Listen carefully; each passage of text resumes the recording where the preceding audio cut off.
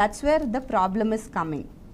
Yes, అంటే రీసెంట్గా మనము వైజాగ్కి సంబంధించి ఒక కేసు గురించి మాట్లాడితే రాధా గాయత్రి అనే టెక్కీని ఆయన భర్తే చంపాడు, ముస్సోరీ తీసుకెళ్ళి మరీ అక్కడ హత్య చేశాడు అని ఒక కేసు బయటపడి, అయితే దాని మీద దర్యాప్తు జరుగుతుంది. అది నిజా నిర్ధారణలు అనేవి మళ్ళీ వచ్చే అవకాశం ఉన్నాయి. కానీ ఆ భర్త వ్యవహార శైలి చూస్తుంటే భార్య ఆఫీస్ నుంచి వెళ్ళినా ఎక్కడికి వెళ్ళినా ఆమె హ్యాండ్ బ్యాగ్లో జీపీఎస్ ట్రాకర్ పెట్టడము, లేదంటే ఆవిడ ఎక్కడెక్కడ వెళ్తుంది, ఎవరెవరితో మాట్లాడుతుంది, ఫోన్కి సంబంధించిన రికార్డింగ్స్ తీయడం, ఇవన్నీ చూస్తుంటే కనుక అంటే ఇది నాకే దక్కాలి, నాతోనే ఉండాలనే ప్రేమగా చూడాలా, లేదంటే ఇది ఒక అనుమాన స్టేజ్లో ఫస్ట్ స్టేజ్ అనుకోవాలా?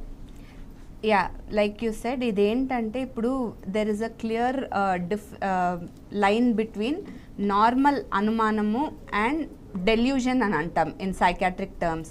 ఇప్పుడు ఏంటంటే జీపీఎస్ ట్రాకర్ పెట్టడాలు, తర్వాత యూనో ఓవర్ పొసెసివ్గా ఫీల్ అవ్వడము, ఇవన్నీ ఏంటంటే ఇన్ అ వే అంటే మళ్ళీ మనకి దాని ఇన్వెస్టిగేషన్ అంతా రాలేదు బయటికి, we don't know the facts, but in general ఇట్లాంటి థింగ్స్ ఏంటంటే డెల్యూజన్ ఆఫ్ ఇన్ఫెడిలిటీ అని కండిషన్ ఉంటుంది.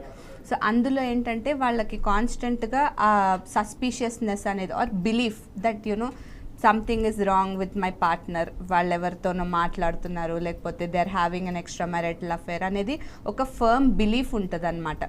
సో ఈ జీపీఎస్ ట్రాకర్స్ పెట్టడాలు, ఫాలో అవ్వడాలు, ఫోన్ చెక్ చేయడాలు, ఇవన్నీ ఏంటంటే the consequences of that thought అనమాట. అంటే ఆ థాట్ని ఫాలో అయ్యే బిహేవియర్స్.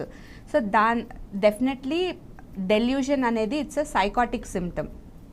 సైకాటిక్ సిమ్టమ్ అంటే అండర్లైన్గా ఏదో ఒక సైకాట్రిక్ ప్రాబ్లం ఉంటేనే ఈ సైకాటిక్ సిమ్టమ్స్ అనేవి డెల్యూషన్స్ అండ్ హాల్యూసినేషన్స్ లాంటి సిమ్టమ్స్ ఉంటాయి. So we need to evaluate first. అంటే ఇప్పుడు ఇవన్నీ ఏంటంటే అగైన్ ఏది ఓవర్ నైట్ స్టార్ట్ అవ్వదు, చిన్న చిన్న things leading to bigger actions. So ఏదైనా మైల్డ్ బిహేవియరల్ డిస్టర్బెన్సెస్ వచ్చినప్పుడు లైక్ కొంచెం ఓవర్ పొసెసివ్గా ఫీల్ అవ్వడము, లేకపోతే చిన్నగా ఫోన్స్ నైట్ ఎవరు లైక్ ఆ హెల్దీ బౌండరీస్ దాటుతున్నారు, చిన్న చిన్న డౌట్స్ ఎక్స్ప్రెస్ చేయడము, ఇఫ్ దే ఫీల్ అంటే చాలా ఇది నార్మల్ డౌట్ లాగా లేదు, ఇది కొంచెం అబ్నార్మల్ లెవెల్లో ఉంది అన్నప్పుడే మనం ఇఫ్ వి ఇంటర్వీన్ ఒక ప్రాపర్ సైకాట్రిక్ హెల్ప్ తీసుకొని ఒక డాక్టర్ సైకాట్రిస్ట్ దగ్గర తీసుకొని వెళ్ళి ఇవాల్యుయేట్ చేపించి దానికి ఒక యూనో అసెస్ చేసి ట్రీట్ చేస్తే these are all very much manageable illnesses అనమాట. ఎస్, అంటే ఒకప్పుడు మనం చూసుకుంటే కనుక భారతదేశము సంస్కృతి సాంప్రదాయాలకు కానీ లేదంటే అన్నిటికీ ఒక నిలువెత్తు నిదర్శనం అని చెప్పుకునేవారు. కానీ ఎప్పుడైతే ఈ కల్చర్ వెస్టర్న్ కల్చర్ ఇండియాలో వచ్చిందో ఈ అక్రమ సంబంధాలు ఇలాంటివి పెరిగిపోవడం వల్ల ఈ హత్యలు జరుగుతున్నాయని చెప్పుకోవాలి ముఖ్యంగా. We cannot blame the west for this.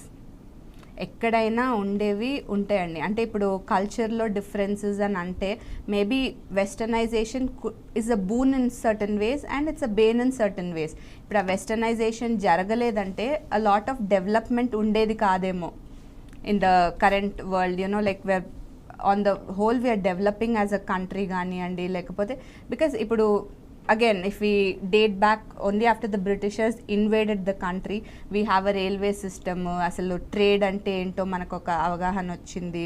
ఆ తర్వాత యూనో కోర్ట్స్ కానివ్వండి, యూనో జ్యుడిషియల్ సిస్టమ్స్ కానివ్వండి, like yes definitely it was more destructive, but there was also a lot of changes that happened post that. Education systems improve avadamu post independence, a lot of changes happen anamata. So yeah, again westernization valla idi anedi nenu anukovట్లేదు.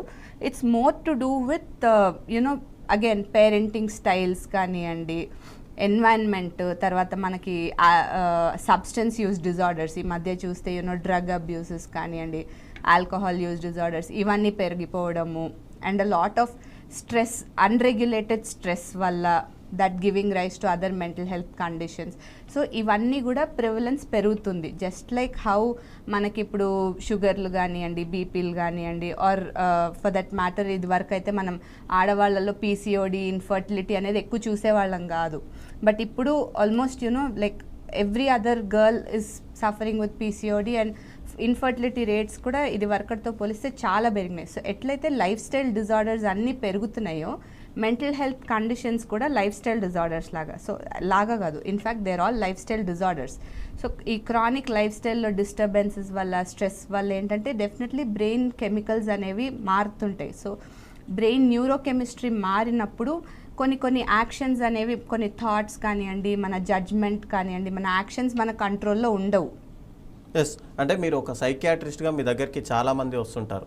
అయితే దీంట్లో ఎక్కువ ఆడవాళ్ళలో problems ఉంటాయా, మగవాళ్ళలో problems ఉంటాయా? అంటే ఇలాంటి మెంటల్గా ఇదే హెల్త్ కండిషన్ డిఫరెంట్ డిజార్డర్స్కి different prevalence rates with regards to the gender ఉంటుందండి. ఫర్ ఎగ్జాంపుల్ డిప్రెషన్ అనేది ఆడవాళ్ళలో ఎక్కువ ఉంటుంది, and number of attempted suicides అనేది ఆడవాళ్ళల్లో ఎక్కువ ఉంటుంది, కానీ నంబర్ ఆఫ్ కంప్లీటెడ్ సూసైడ్స్ అనేది మగవాళ్ళల్లో ఎక్కువ ఉంటుంది. ఇప్పుడు substance use disorders like alcohol కానివ్వండి, నికోటిన్ కానీ ఇట్లాంటివి ఏంటంటే మగవాళ్ళల్లో ఎక్కువ ఉంటుంది. సో బేస్డ్ ఆన్ ద ఇల్నెస్ని బట్టి కూడా జెండర్ ప్రివిలెన్స్ రేట్స్ అనేది వేరీ అవుతూ ఉంటాయి.